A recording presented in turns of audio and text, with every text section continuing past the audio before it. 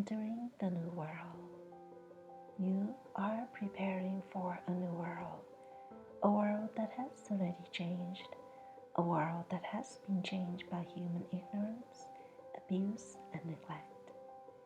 Now you are in a new world, a world with a changing and different climate, a world with diminishing resources, a world of polluted and contaminated rivers and soils, a world where ever-growing numbers of people will be drinking from a slowly shrinking well.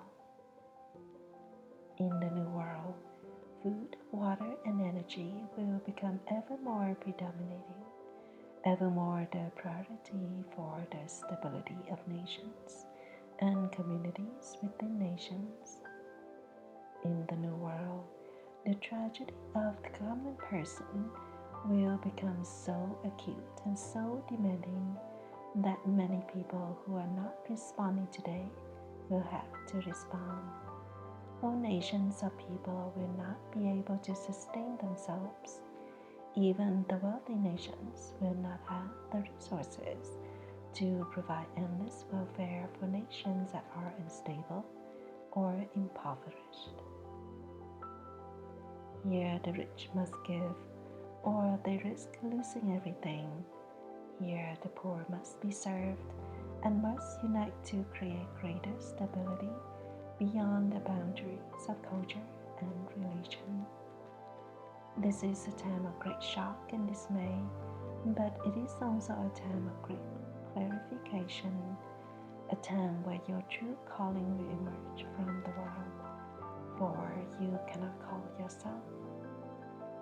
As the world grows more dark, more problematic, more unstable, more disconcerting, the calling will be stronger, more powerful, more engaging for those who can respond. God is here to prepare you for the new world. We are here to prepare you for the new world. The preparation is very significant, but it requires a tremendous reconsideration of so many things. You must look to your life and circumstances. Is your employment going to be able to survive a world where many people will not be able to afford luxuries and discretionary spending? Are you surrounded by people who are weak or strong, people who can respond, or people who are lost?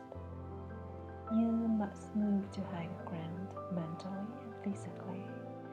Do not live near the moving waters of the world. Consider the safety and stability of your community. Live near where food is produced and learn to produce it yourself if you can. Be very careful with your health, for you will need to be very strong and competent in the future. Educate others patiently. Seek those who are able to respond, and do not waste yourself on those who cannot hear and cannot see. Begin to build a stronger life, a more stable life. The new revelation will teach you how to do this in the 4 pillars of your life. The pillar of relationships, the pillar of work and providership, the pillar of health, and the pillar of spiritual development. Do not worry what other people are doing. You must be concerned with your own affairs and relationships. But do watch your environment and learn to listen for the signs of change. For this, you will need a still and focused mind, a mind that is not caught up in grievances, fear, or ambition. The revelation will teach you how to cultivate this greater and more penetrating awareness.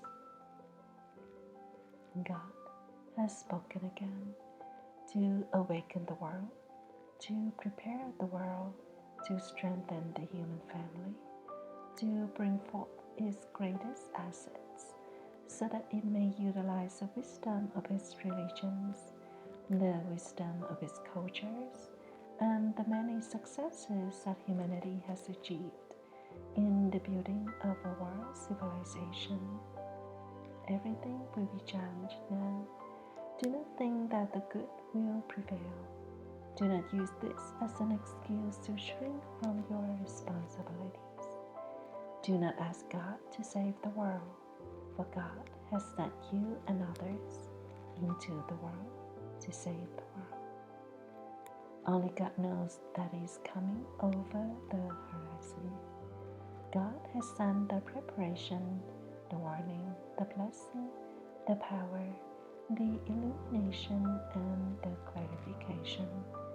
But God does not answer every question, every dilemma, and every problem that the people of the world must figure out.